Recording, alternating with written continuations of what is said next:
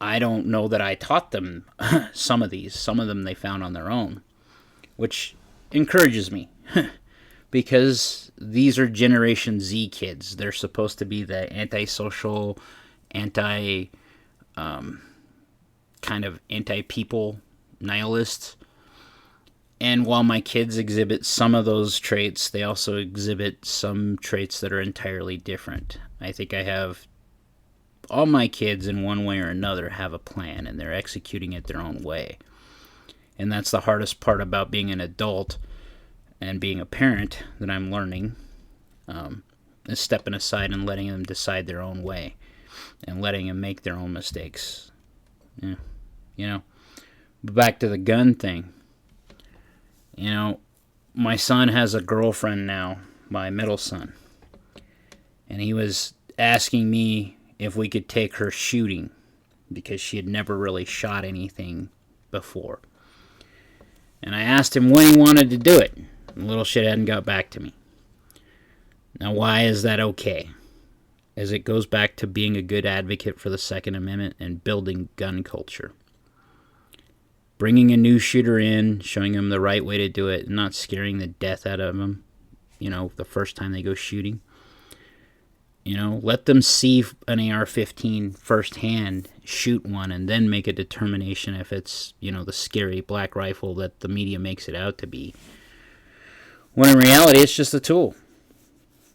Until we fix the culture, and I've said that more and more, and that's what this whole podcast is about.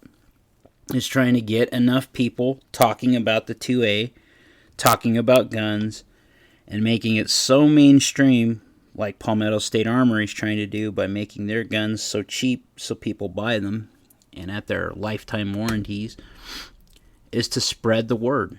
Get people talking. Get people using the stuff so that it's so hard for anybody to force their stupid laws on us. Because when those laws get into effect, if you've studied history at all, that's a bad plan.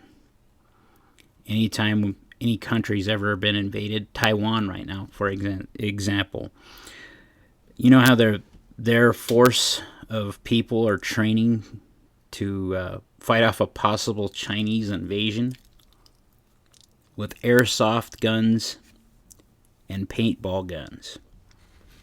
They're trying to simulate live fire.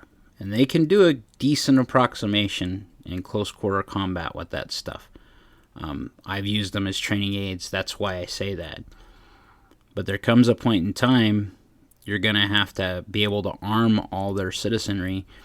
And that's not even on their radar. And they don't have anything like the Second Amendment.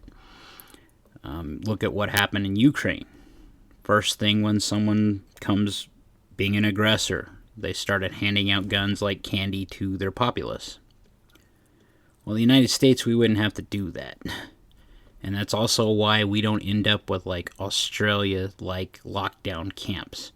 Because, as Eric said, and I said it yesterday from Iraq veteran, we still have a say in what we do. And they can't stop us from having that say. Just some thoughts. Like, share, subscribe, be great.